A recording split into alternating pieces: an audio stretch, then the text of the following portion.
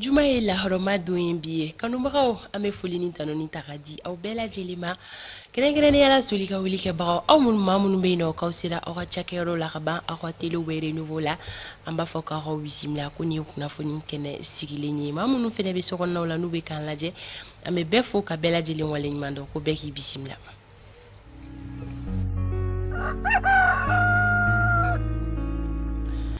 Renouveau matin ale bɛ renouveau sɔgɔmada kunnafoni ko fɔ nin kelen bɛ sigi aw ye kanubagaw ka daminɛ tɛnɛ ka taa bila juma la nɛgɛ kanɲɛ 7 sanga 15 ka taa bila nɛgɛ kanɲɛ 9 na jɛmukan min kɔnɔna la aw ka kibaruyaw kunfɔlɔw bɛ di aw ma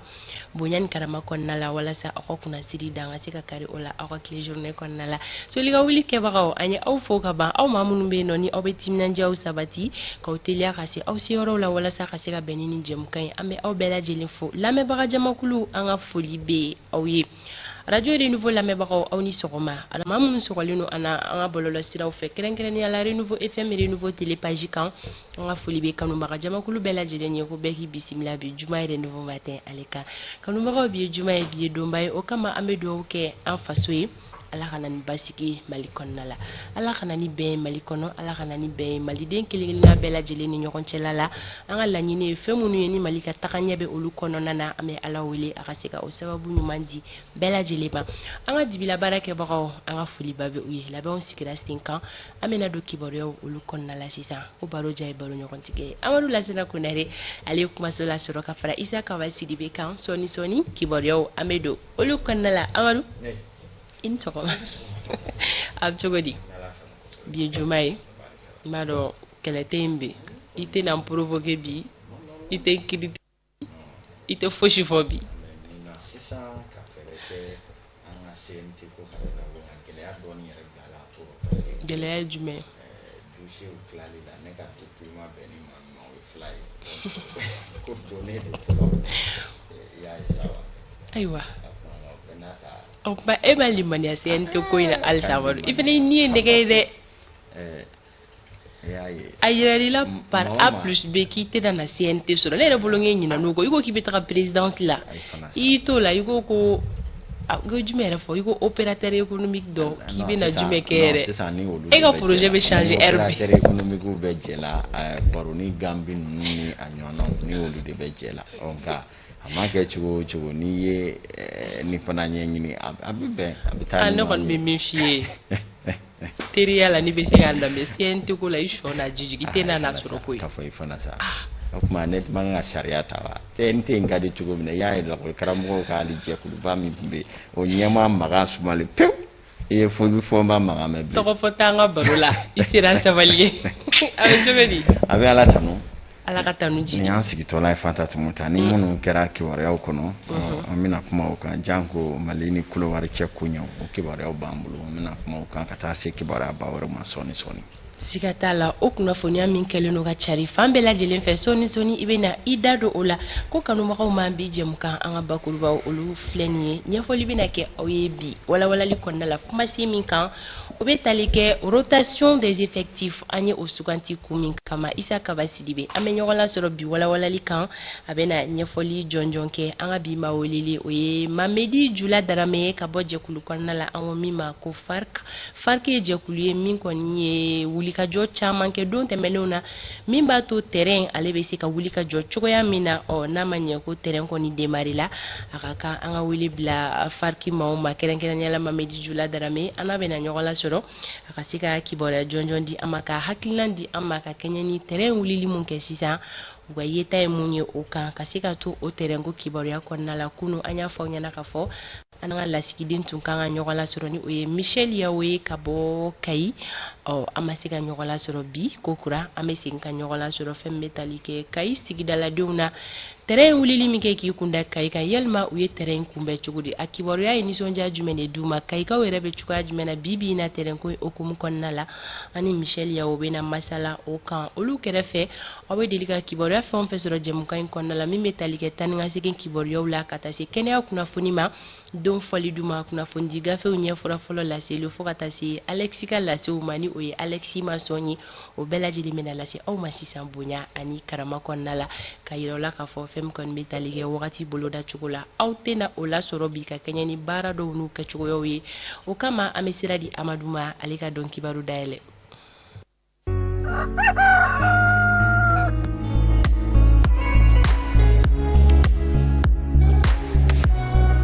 Wolonwula sana sanga ye 21 nɛgɛ kaɲɛ 7 sanfɛ n bɛ sira di ma kosɛbɛ n ye sira minɛ ni bonya ye a y'aw bisimila bi sɔgɔmada in na an bɛna kuma kibaruya mun kan bakurubaw bɛ tali kɛ kibaruya la min ye ivoiriyɛnw ka finitigilakaw ko ma hakɛ dɔw b'u la n'o bɛ maa 16 bɔ ko olu gɛnna ka bɔ an ka Mali kɔnɔ an bɛna kuma o kan sɔgɔmada in na o kɔfɛ fana min ye k'a dɔn awa o ko ɲɛw kun kɔrɔfɔ kelen na jatew y'a jira k'a fɔ an ka jamana ɲɛmaaw ye hakilina dɔw ta min b'a to MINUSMA ka cɛdenw ka taa ni ka segin o bɛ se ka bɔ jɔlen waati laban in na fɔlɔ an bɛna kuma o fana kan fɔ ka taa bɔ yen Premier ministre Dr Sogɛli Kɔgala Mayiga ale kɔni kumana ko in kan a ye ɲɛfɔli dɔ k'a ko kan an bɛna kunkurunin jira aw la min na Sogɛli ye kuma bɔgɔrɔ dɔ ko minnu bɛ sen na sɔɔni ninnu de bɛna walawala aw ye ka taa se terrain seliko ma Kayikaw olu fɛ yen a ye aw bisimila. Ka aw fo aw ka dongo do timinandiya kosɔn min bɛ tali kɛ renouveau ka bi sɔgɔmada in na don kibaru nin y'o dayɛlɛlen ye ka aw ladɔnniya k'a fɔ ko Mali gouvernement ale kɔni ye a kanu i k'a dɔn k'a fɔ ani Kolowarikaw ni ɲɔgɔn cɛ gɛlɛya min bɛ n'o bɛ tali kɛ finitigilakaw la ko Mali kɔni ye hakilina ta ka se ka Kolowarikaw ka maa 16 dɔw ko olu tun bɛ jamana kɔnɔ ko olu kɔni labilala o ye kibaruya kɔni ye min ye Ema Fifa Menuna ale bɛ min ɲɛfɔ an ye an k'a lajɛ. Ka kɛɲɛ ni Ivoiriyɛnw ka bɔlɔlɔ sɛbɛn dɔ ka kunnafoni sira ye ni o ye 7info.ci ye ko Ivoire finitigilaka 16 olu de kun jatelen don maa labanw ye minnu kan ka na nɔnabila la NSE hukumu kɔnɔna la Mali la. Ivoire finitigilaka minnu fɛnɛ filɛ nin ye baaraw taabolo fɛ olu kun tora ye walasa ka baarakɛminɛnw sigi sen kan ka sira labila sani jɛkulu tɔw ka na u nɔnabila nga olu kɔseginna ka taa Côte d'Ivoire ka tugu Bamako y'o laɲini kɛ k'u ka bɔ Mali jamana kɔnɔ kunnafoni do min bɔra finitigilaka dɔ yɔrɔ u gɛnnen ka segin Côte d'Ivoire finitigilaka 16 ninnu olu sera araba su juillet kalo tile 13 u ka dugu la finitigilaka maa 49 minnu bɛ yan nɔ ni olu de kun kan ka nɔnabilali kɛ jateminɛ dɔw y'a yira k'a fɔ k'olu ye mercenaires ye ani u minɛnen don halisa fan filɛ nin yɔrɔ min na. Tabarikala o nasaratigɛ kɔni na an ka jamana gouvernement ye hakilinaw bɔ kunungo min ye MINUSMA komi fɛn caman bɛ ka dogo olu ka briefing kɔfɛ k'a fɔ ko taa ni ka segin sɔrɔsi baara minnu kan ka kɛ ni jamana minnu bɛ se MINUSMA na olu ka sɔrɔsi dɔw bɛ na dɔw bɛ taa jamana faamaw ko ka ni bisi basa walew to sen nɔ k'u y'a kanu ka se ka o baaraw bɔ jɔ fɔlɔ taa ni ka segin ka nɔgɔya fɔlɔ nɔnɔ bilaliw yɛrɛ fana ka nɔgɔya yanni ko ka ɲɛɲini ji ma ɲɛma jɔlen na nka k'u bɛna wuli ka jɔ bɛɛ kɛ walasa baaraw bɛ se ka teliya MINUSMA ka baaraw ka sen sɔrɔ a sen sɔrɔ cogo la Aïssata Jara. Ivoire finitigilaka minnu minɛna juillet kalo tile 10 kuma bɛɛ kuma kura bɛ ka mɛn o ko kɔnɔna la ni maa kofɔlen ninnu ni halisa u minɛlen don Bamako n'u bilala kiritigilamɔgɔw ka bolo kan hali n'a y'a sɔrɔ o ma bɛn Ivoire marabagaw ma Mali gouvernement y'a yira k'a fɔ ko MINUSMA ka finitigilakaw ka ɲɔgɔn falen min bɛ sen na k'o bɛɛ ka lajɔ fɔlɔ ni kunnafoniya yɛrɛ dira ministère des affaires étrangères ka lase dɔ senfɛ u y'a yira k'a fɔ ko ni ko in waleyali daminɛna MINUSMA ka finitigilakaw ka ɲɔgɔn falen-falenni hali minnu dɔgɔdalen don olu bɛɛ ka jɔ fɔlɔ lase in b'o fɔ MINUSMA ka finitigilaka minnu bɛ Mali kɔnɔna na o bɛ t'i jɔ fo maa 15 la n'olu yɛrɛ bɛ bɔ jamana ɲɔgɔnna la minnu bɛ kɛlɛdenw bila ONU ka bolo kan ni ɲɔgɔn falen-falenni yɛrɛ jɔlen don fo ka taa se lajɛ min kan ka kɛ u kun kan o kɛli la ni waati yɛrɛ ma fɔ o la fɔlɔ o lajɛ yɛrɛ senfɛ Mali ɲɛmɔgɔ ani MINUSMA kan ka bɛnkan dɔ sɔrɔ walasa bɛnkan ka sɔrɔ MINUSMA ka sɔrɔsi falen-falenni la. Tabarikala Aïssata Jara ka ɲɛfɔliw ye nin ye kabi ko in daminɛna jamana gouvernement communiqué kelen kɛ communiqué mun na min jate minɛna u fɛ u ka sɛgɛsɛgɛliw kɔnɔ u y'o bɛɛ lajɛrɛlen danci jamanadenw ye ani diɲɛma ɲɛna kɔfɛ fana Mali jamanakuntigi Asimi Goïta ale ni i k'a dɔn diɲɛ seleke 4 maa ɲɛmaa ye ɲɔgɔn sɔrɔ talifo la o talifo ci yɛrɛ senfɛ ale y'a sɛmɛntiya i k'a dɔn ONU yɛrɛ ɲɛmaaba ye k'a fɔ Mali bɛ bolo min kan bi an ti jɛ n'a ye cogo si la Mali ka jamana yɛrɛma ma horonya danga kare ola o kuma jamana taw bi bonya cogo mina malika bonya o bonya cogo la anga jamana tesaka ke batemesrai mi ma jaminye oboke ani ikado jamana munu yere fana be ni olu ka shor ko ubina malike nyan kuma nyoro e kana uka tanyini baraw ke ko jentina ke ni uyi cogo shila o kofe anya ka fo anga jamana fama ya moriale nga kuma kuina oye ikado kunungo jamana ministri nyema Dr. Shogel ko kala maiga ale ko ni idado kuina ka nyefoli do ka nyefoli muna bela jele famia basoro famia mina ayira ka fo minye ikado nga fo ni ko inkara do mi ko mali fama uye kulwarka ka fama fɛn fɛn be n'olu bɛ se ka dɔ fɔ nin ko in na u y'u bɛɛ wele kelen k'u ɲininka ko in bɛ cogo di ko u bɛɛ lajɛlen y'a yira k'a fɔ olu tɛ foyi kalama ala wa k'u ka finitigila ka mana Mali la ka tile kelen tile fila kɛ ten Mali ka sɔrɔ k'i jɔ i jɔyɔrɔ la o kɔfɛ kulwarkaw ka sɔrɔ ka wuli kuma fila ka bɔ la k'o ye fɛn ye ko maa si ka ko kan tɛna se ka Mali bɔ a ja ka nin ko in na Dr. Shogel ko kala Mayiga a ye kuma dɔ fɔ a la an ye nin minnu fɔ an k'olu seereya d'a ma an k'a lamɛn. Hali aw ye kuma minnu fɔ les gens qui sont venus de l'extérieur là ni sera ka mɔgɔw bila i bɛ se k'o kɛ nin cogo la en plein midi venir avec des papiers et puis attendre 48 heures pour donner des explications alors que ce jour-là pendant toute la journée nous avons demandé à tous les responsables qui parlent maintenant et dire qu'ils n'étaient pas au courant. Quand on a pris nos responsabilités, on a commencé à sortir des papiers, nous donner des explications. Personne ne va nous troubler. C'est Dieu qui est avec cette transition. Et nous allons faire les vérifications nécessaires et on tirera les conclusions. Nous cherchons des problèmes avec aucun pays. Nous sommes un pays pacifique. Nous voulons une bonne entente avec tous les pays du monde et particulièrement avec nos voisins. Mais nous voulons qu'on nous respecte. Ça, c'est une exigence fondamentale. Et quand le président a parlé avant-hier avec le secrétaire général de l'ONU, il a terminé par lui dire que notre souveraineté n'est pas négociable. On doit nous respecter. Celui qui comprend ça, on peut travailler avec lui sans aucun problème. On n'est contre personne.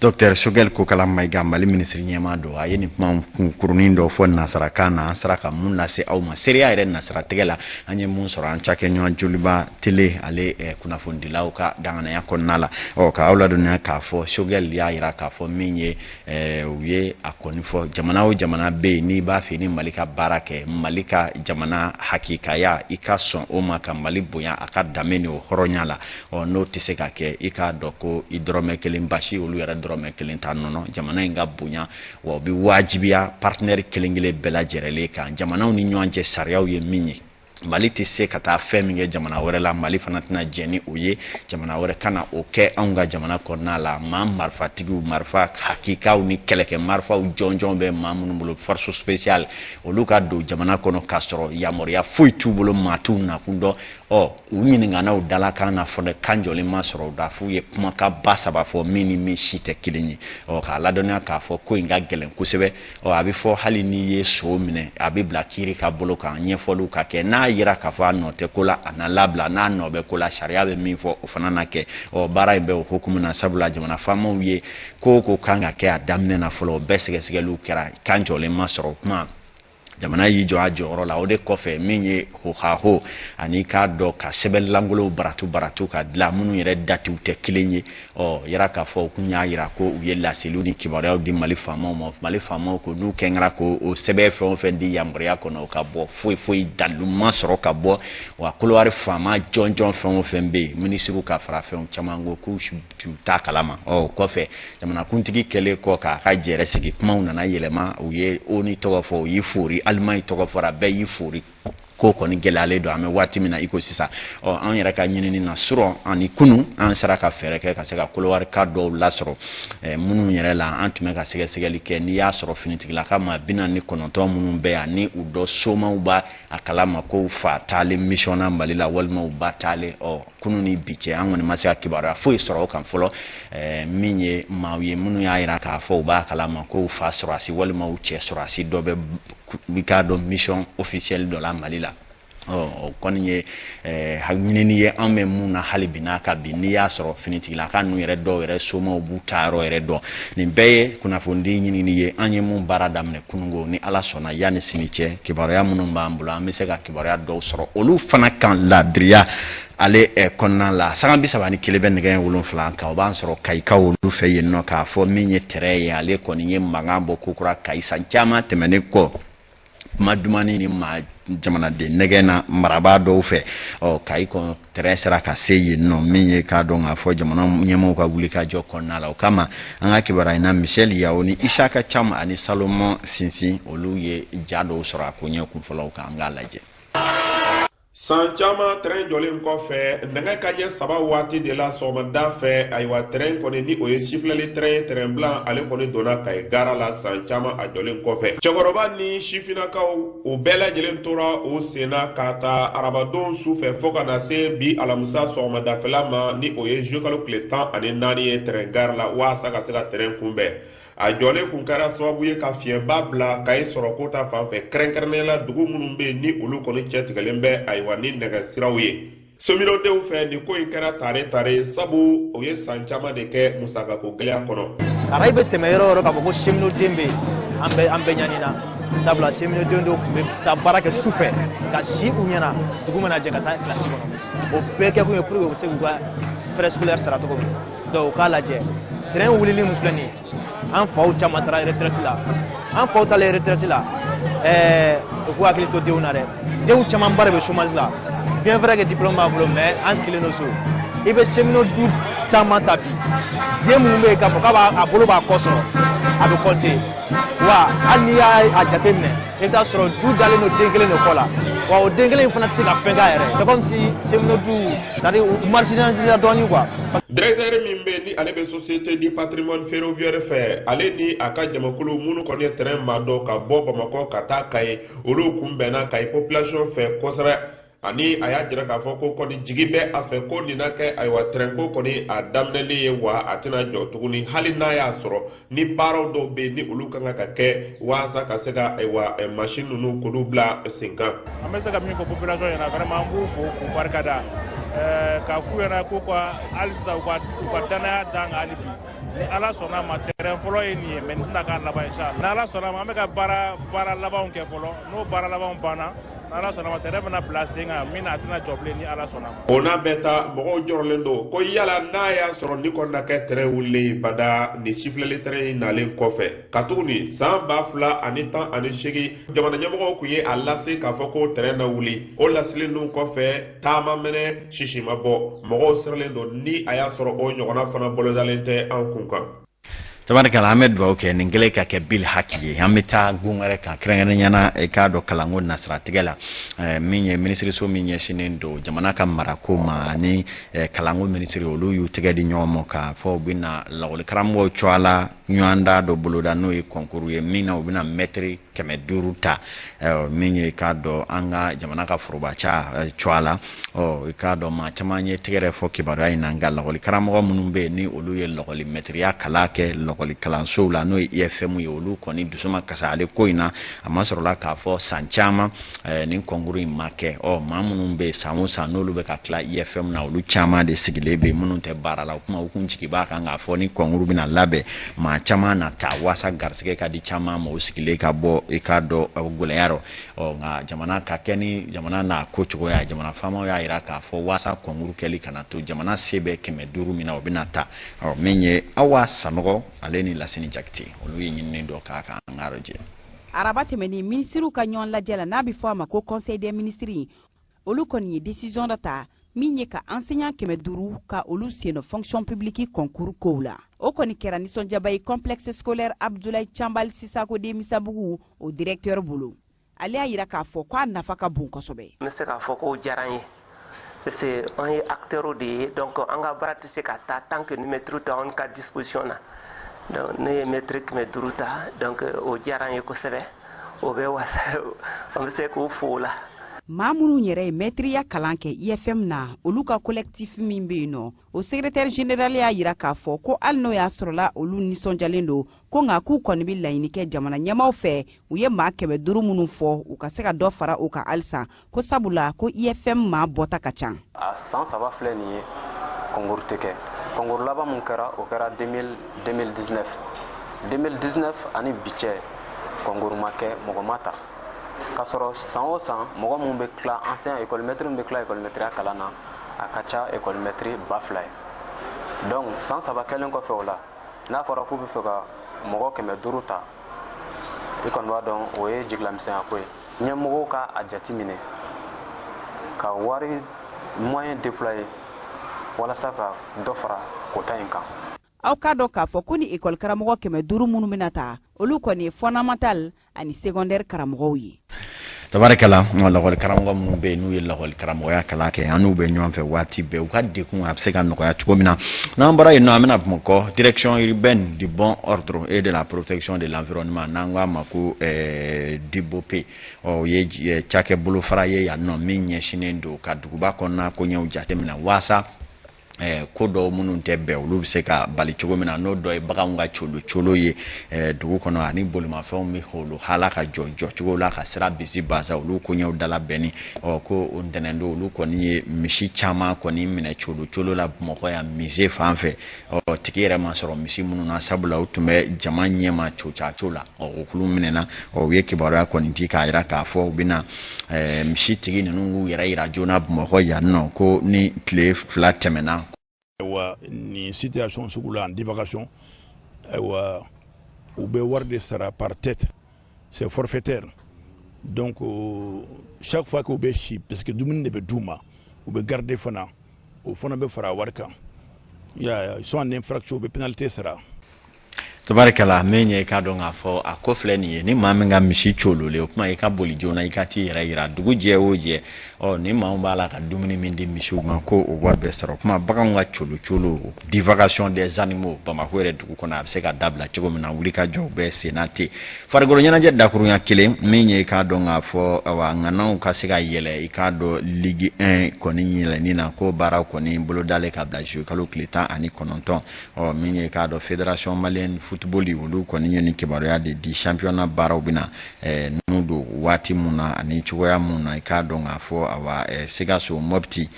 min ye k'a dɔn maa jɔnjɔn 2 minnu ye sebaaya sɔrɔ koɲɛw bɛɛ lajɛlen bɛna ɲɛnabɔ tentɔ Gabriel Keita ale b'a ɲɛfɔ an ye. Ligue régional champion kɔnɔntɔn olu yɛrɛ kɔni bɛna ɲɔgɔn sɔrɔ juillet kalo tile 19 ka taa bila juillet kalo tile 11 kɔnɔna la san 2022 kɔnɔ kulu 2 kɔnɔ walasa ka juillet san 2022 ani san 2023 kɔnɔna la Ligue 1 na olu yɛrɛ kɔni bɛna ɲɔgɔn sɔrɔ championnat fitinin dɔ kɔnɔ n'o yɛrɛ tɔgɔ kelen fiigu ye fédération malienne de football mɔgɔw ka fɔ la groupe A n'o yɛrɛ baselen don Sikaso n'o composelen don l'US Buguni ani la Renaissance de Kenyeba le Nyana de Kulukuru le Sony de Gao et L8 de Kidal. Groupe B, nous avons Mopti, nous composons ni ATS de Koro, l'Espérance de Mestine, l'AS de Tomoktu, et le Binga FC. tabarikala min ye sanga 40 bɛ nɛgɛ 7 kan kati conseil de cercle la Mamadou Zale Traoré o ye ɲɛma ye k'aw ladɔnya k'a fɔ ale yɛrɛ bɛ wuli ka jɔ bala nin waati na wasa gɛlɛya minnu bɛ kati mara caman na nɔgɔya bɛ se ka don olu la cogoya min na kunungo a ye taama dɔ kɛ taama min na ka kɛ ni ji tuma la ka tiɲɛni ba min kɛ i k'a dɔn ka ɲɛsin k'a dɔn ka di sigida dɔw ma ale yɛrɛ ye wuli ka jɔ kɛ wuli ka jɔ mun na a se ka pɔnw dilan ye cogo min na min ye k'a dɔn bɛna kɛ pɔn caman ye conseil de cercle président Zale ale ye minnu baara kɛ katikaw ka lafiya kama min ye samiya in kɔni na sigidaraden caman bɛ minnu ye kulokan bɔ hali bi n'a ka bi ji kana don kan ka tiɲɛni kɛ o kama ale yɛrɛ ye k'a dɔn pɔn baaraw donni mun kɛ ani dɛmɛ bɛ se ka don u ma cogo min na u ka se ka saniya ani bɛsɛnya minɛnw sɔrɔ n'o bɛ tali kɛ pelu ni buruwɛtiw ani furalikɛlaw ni fɛn caman wɛrɛ ale yɛrɛ de y'a musaka bɔ ni k'a di o sigida maa ninnu ma kuma kunungo a sera ka wuli ka jɔ kɛ a yɛrɛ ka t'i sen jɔ kɛnɛ kan ka baara ninnu jate minɛ ani jiboli siraw kɔnɔna kow bɛ se ka labɔ cogo ɲuman na waasa ji kana tiɲɛni kɛ min ye dugutigi bulon maa minnu bɛ yen olu yɛrɛ fana ka sigi bɛ se ka lakana cogo ɲuman na a sigidaladenw bɛ se k'u ka i k'a dɔn ji tɛmɛ boli siraw labɔ cogoya min na baara in kanu na kosɛbɛ an ka kati maabakɔrɔw fɛ minnu na hali u b'a la k'a ɲini kati sigida ɲɛmaaw fɛ min se ye min ye o k'o kɛ sigida ka yiriwa janko an ka maraw dilen don an yɛrɛ ma cogo min na bi n'o ye mara cɛma bɔli taabolow ye bɛɛ ka sigida bɛ se ka taa ɲɛ baaraw sɔrɔ cogoya min na saga bɛna ni fila bɛ nɛgɛ wolonfila kan Fanta Tumuta munumunu salo kun fɔlɔ ye nin ye fɔlɔ yani an ka taa kana munumunu salo kun fɔlɔ nin ye don kibaru kɔnɔna la Amadu an bɛ fɔ ka kɛɲɛ ni lase ninnu ye an bɛ to o munumunu salon kelen kɔnɔna la an bɛ taga an ka siraba kanaw la sisan bi jumadonya na yalima ko tan ni ka segin bɛ cogo di sirabaw bɛ lahalaya jumɛn kɔnɔna la n'a ma ɲɛ kan donna samiya kɔnɔna la Sori Ibrahim Diallo sɔni ani ale bɛna ɲɔgɔn la sɔrɔ anw ka bi nɛgɛ kɛrɛfɛtigi o ye Vincent Togo ye Vincent i b'a lajɛ n'ani Sori ka surun ɲɔgɔn na bi